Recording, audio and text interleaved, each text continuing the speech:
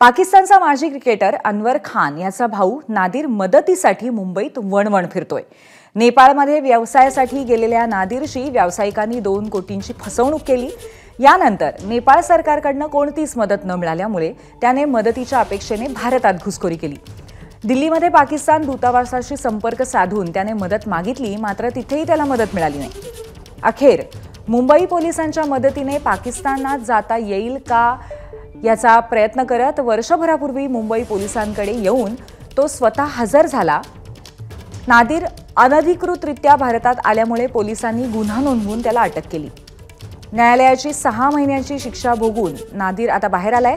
त्याला पोलिसांनी नजरकैदेत ठेवलाय, मात्र नादिरला पाकिस्तानला पाठवण्यासाठी मुंबई पोलिसांकडून शर्थीचे प्रयत्न सुरू आहेत। अर्थात याला पाकिस्तानी दूतावास कोणताही प्रतिसाद देत नाहीये। आपले प्रतिनिधी सूरज सावंत आपल्या सोबत या संदर्भात लाईव्ह आहेत। सूरज, एकंदरीतच हा सगळा प्रकार बघता कुठेतरी पाकिस्तानातही नादिरला परत जाता येत नाहीये, नेपाळमध्ये सुद्धा त्याची फसवणूक झाली। अर्थात फायनली तो भारतामध्ये आता मुंबई पोलिसांची मदत घ्यायला आलाय। नक्की आता पोलीस कशा पद्धतीने मदत करतायत, त्यांचा पुढचा प्रयत्न, पुढची प्रक्रिया त्यांच्याकडनं कशी होणार आहे? पूर्वी नक्कीच 2021 ला नेपाळमध्ये गेलेला नादिर हा पाकिस्तान क्रिकेटपटू अनवर खान याचा भाऊ आहे, लहान भाऊ आहे। अनवर खान हे सध्या अमेरिकेत स्थायिक झालेले आहेत। त्यांना याची कुठली कल्पना आहे की नाही याची कल्पना नाही आहे, मात्र सध्या 1 वर्षापासून नादिर हा MRA पोलिसांच्या नजरकैदेत आहे। त्याला शिक्षा झाली, शिक्षा देखील त्याने भोगलेली आहे।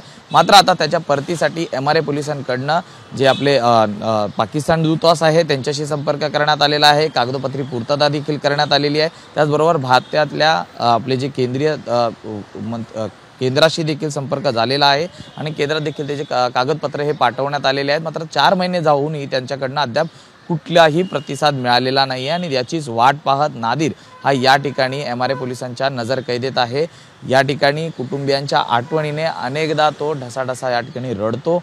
त्याचबरोबर त्याला अनेक त्रास हे देखील होत आहेत, कारण त्याचं वय आता 65 वय आहे आणि परतीच्या वाटेसाठी तो पाकिस्तानला जाण्यासाठी त्या ठिकाणी डोळे लावून बसलेला आहे। मात्र मदतीसाठी अजूनही कुठलाही प्रतिसाद हा मिळालेला नाही आहे। खरं तर आत्तापर्यंतचा म्हणजे 2021 पासून ते आता 2025 पर्यंतचा एकूणच त्याचा जर प्रवास पाहिला तर खरंच थक्क करणार आहे। पावलोपावली ठेच खाऊन तो शेवटी मुंबई पोलिसांकडे विश्वासाने आलेला आहे आणि मुंबई पोलीस मदत करतील आणि पुन्हा एकदा त्याच्या मदतीनेच पाकिस्तानला जाता येईल या अपेक्षेनेच तो मुंबई पोलिसांना येऊन शरण झाला आणि त्यानंतर संपूर्ण प्रक्रिया घडलेली आहे।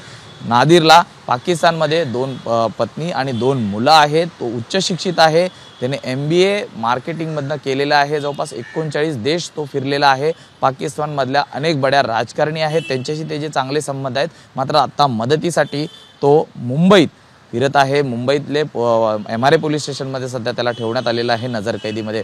एकूणच आत्तापर्यंतचा त्याचा प्रवास, नेपाळमध्ये त्याची फसवणूक झाली, व्यवसायासाठी तो त्या ठिकाणी गेला होता, मात्र तिथे देखील त्या व्यावसायिकांनी त्याला मारहाण केली। तिथल्या सरकारने मदत न मिळाल्याने तो भारतात आला।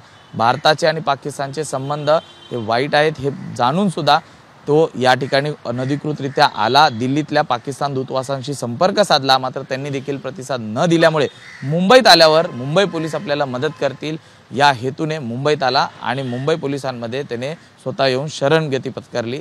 त्या ठिकाणी आता त्याची पूर्ण कागदपत्री पूर्तता ही सुरू आहे पाकिस्तानला परत पाठवण्यासंदर्भात। मात्र 4 महिन्यांपासून त्याला कुठलाही प्रतिसाद न मिळाल्यामुळे नादिर हा MRA पोलिसांच्या नजरकैदेत आहे। थोडक्यात मुंबई पोलीसच आता त्याला पुढचा रस्ता परत घरी जाण्याचा दाखवू शकतील असं दिसतंय। धन्यवाद सूरज, आपण दिलेल्या माहितीबद्दल।